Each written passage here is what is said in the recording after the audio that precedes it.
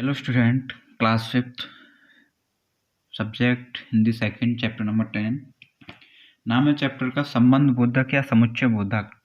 English में कहते हैं इसको प्रीपोजिशन एंड कंजक्शन। ठीक है। संबंध बोधक का मतलब होता है जुड़ना और समुच्चय बोधक। ठीक है, तो स्टडी करते हैं इस चैप्टर की। सबसे पहले आता है आपका संबंध बोधक। तो कुछ अधिकारी शब्द वाक्यों में संज्ञा व सर्वनामों का संबंध अन्य शब्दों से व्यक्त करते हैं।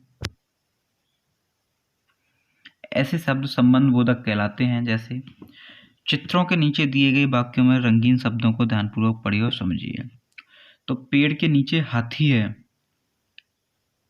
तो ये के नीचे क्या है? संबंध बोधक है शब्द। ठीक है, तो ये वही अवकारी शब्द हैं जो संबंध स्थापित कर रहे हैं इस सेंटेंस में। तो पेड़ के नीचे हाथी है, तो हाथी और पेड़ में ये संबंध दिखा रहे हैं। ठीक है।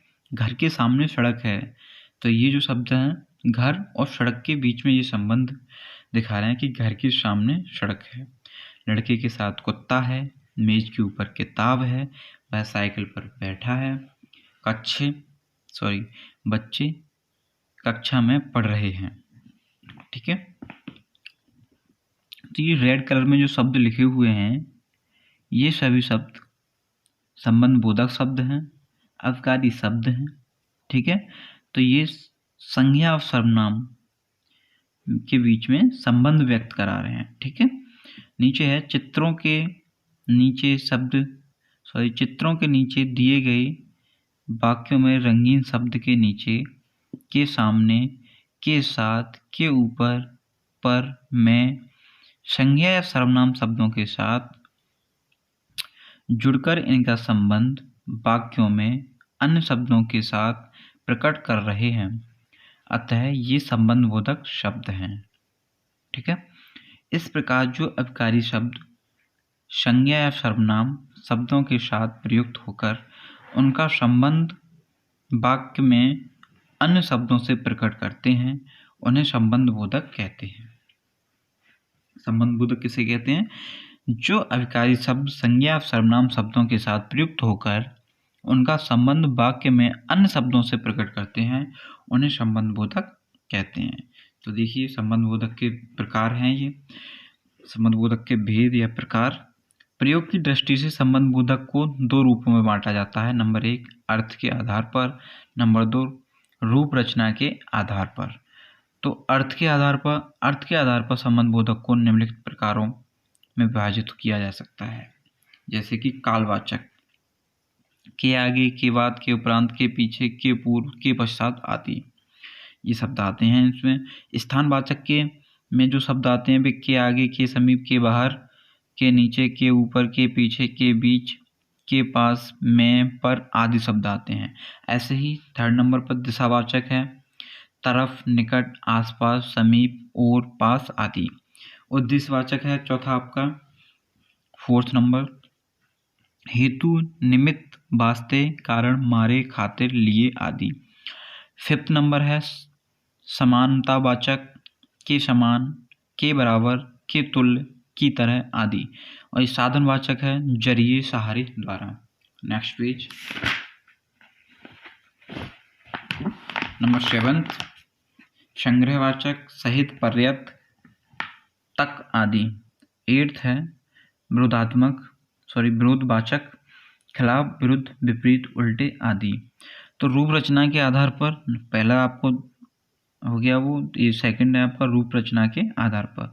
रूप रचना के आधार पर संबंध बोधक दो प्रकार के होते हैं, मूल, तक, बिना, समेत, भर, में, पर, से, के आदि। ये शब्द आते हैं अवकारी शब्दों में।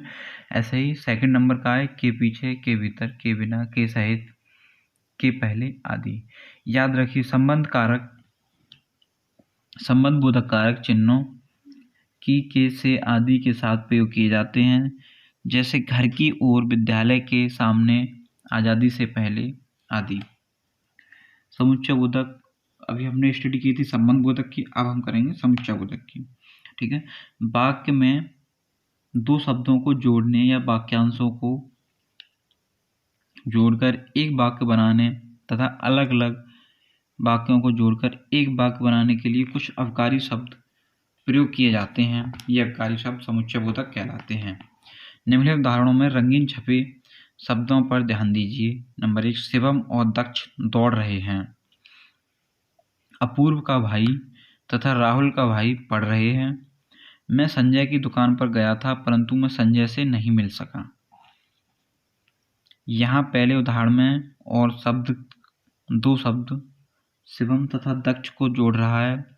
दूसरे उदाहरण में तथा शब्द दो वाक्यांशों अपूर्व का भाई व राहुल का भाई को जोड़ रहा है। तीसरे उदाहरण में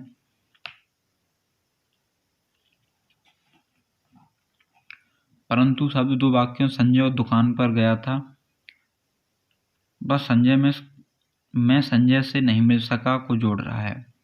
तो ये जो शब्द हैं शिवम और दक्ष, तो और शब्द है ये समुच्चय बोधक शब्द। ठीक है, यही दो वाक्यों को जोड़ मतलब दो शब्दों को जोड़ रहा है। शिवम और दक्ष दौड़ रहे हैं। अपूर्व का भाई तथा राहुल का भाई पढ़ रहे हैं।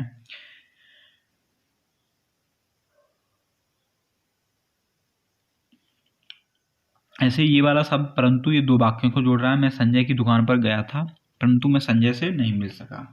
ठीक है, इस प्रकार जो अवकारी शब्द में जो अवकारी शब्द दो शब्दों वाक्यांशों या वाक्यों को जोड़ते हैं उन्हें समुच्चयबोधक कहते हैं। समुच्चयबोधक के भेद। समुच्चयबोधक दो प्रकार के होते हैं। समानाधिकरण समुच्चयबोधक। नंबर 2, व्यधिकरण समुच्चयबोधक। तो नंबर 1 पढ़ते हैं हम समानाधिकरण समुच्चयबोधक को। तो जो समुच्चयबोधक समान वाक्यांशों घटकों तथा वाक्यों के परस्पर जोड़ते हैं वे समानाधिकरण समुच्चयबोधक कहलाते हैं। समानाधिकरण समुच्चयबोधक 4 प्रकार के होते हैं। नंबर 1, संयोजक। जो समुच्चयबोधक शब्दों वाक्यांशों व वाक्यों में मेल प्रकट करते हैं उन्हें संयोजक कहते हैं। जैसे और, एवं, व, तथा आदि। उदाहरण 2 और 2 4 होते हैं। तो ये वाले जो शब्द हैं और, एवं, व, तथा ये संयोजक में आते हैं। ठीक है, नंबर 2 है विकल्पक। विकल्प वे समुच्चयबोधक जो वाक्यों या कई वाक्यों में से एक या कुछ का ग्रहण अथवा त्याग प्रकट करें विकल्पक कहलाते हैं। जैसे या, अथवा, चाहे, अन्यथा आदि। उदाहरण कलम या कॉपी ले आओ। नंबर 3 आता है आपका विरोधक। जो समुच्चयबोधक पहले कहे हुए कथन का विपरीत परिणाम बताने से पूर्व प्रयोग किए जाते हैं विरोधक कहलाते हैं। जैसे किंतु, परंतु, लेकिन, पर, वरन, बल्कि, मगर आदि। उदाहरण उसने परिश्रम नहीं किया लेकिन वह उत्तीर्ण हो गया। 4th नंबर आता है आपका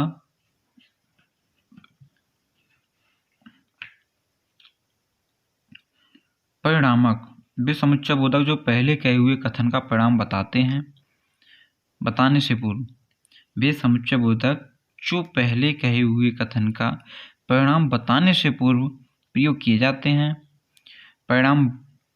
परिणामक कहलाते हैं। जैसे अतः, अतएव, इसलिए, इस कारण आदि। मयंक बीमार था इसलिए वह परीक्षा नहीं दे सका। ठीक है, नेक्स्ट पेज आता है आपका व्यधिकरण समुच्चयबोधक। इस समुच्चयबोधक का सबसे पहला जो उदाहरण था वो आपका था समानाधिकरण समुच्चयबोधक का, जिसमें कि आपके ने 4 उदाहरण पढ़े थे। अब आता है आपका व्यधिकरण समुच्चयबोधक। एक या अधिक आश्रित उपवाक्यों को मुख्य वाक्यों से जोड़ने वाले समुच्चयबोधकों को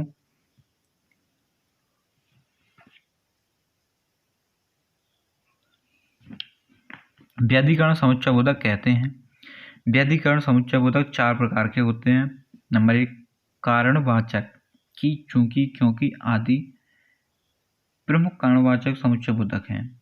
उदाहरण सोहन समारोह में उपस्थित नहीं हो सका क्योंकि वह दूसरे शहर में था। ठीक है, नंबर 2 है आपका उद्देश्यवाचक। जो समुच्चयबोधक उपवाक्यों को जोड़ते हुए मुख्य उपवाक्य की बात का उद्देश्य स्पष्ट करते हुए उद्देश्यवाचक समुच्चयबोधक कहलाते हैं। जैसे कि ताकि, जिससे, जिससे कि आदि। उदाहरण, सुबह खुली हवा में टहला करो ताकि तुम्हारा स्वास्थ्य ठीक रहे। थर्ड आता है पर संकेतवाचक वाक्य। वाक्य के प्रयुक्त एक समुच्चय बोधक जब दूसरे समुच्चय बोधक का भी अन्योन्याश्रय संकेत देता है तो वह संकेतवाचक समुच्चय बोधक कहलाता है। जैसे यदि, तो, जो, तो, यद्यपि, तथापि, चाहे, पर आदि। उदाहरण, यदि तुम समय पर आ जाते तो हमें देरी नहीं होती। यद्यपि वह निर्बल है तथापि साहसी है। स्वरूपवाचक, जो समुच्चय बोधक पहले शब्द का उपवाक्य का स्वरूप दूसरे शब्द का उपवाक्य से प्रकट करते हैं स्वरूपवाचक समुच्चय बोधक कहलाते हैं। जैसे अर्थात, यानी, जो कि, मानो आदि। उदाहरण, वह सत्यवादी है अर्थात झूठ नहीं बोलता। ओके स्टूडेंट, इस चैप्टर में हमने समुच्चय बोधक और संबंध बोधक को पढ़ा है और इसकी स्टडी ख़त्म हो गई है आपकी, और इसकी एक्सरसाइज आपको जल्दी भेज दी जाएगी।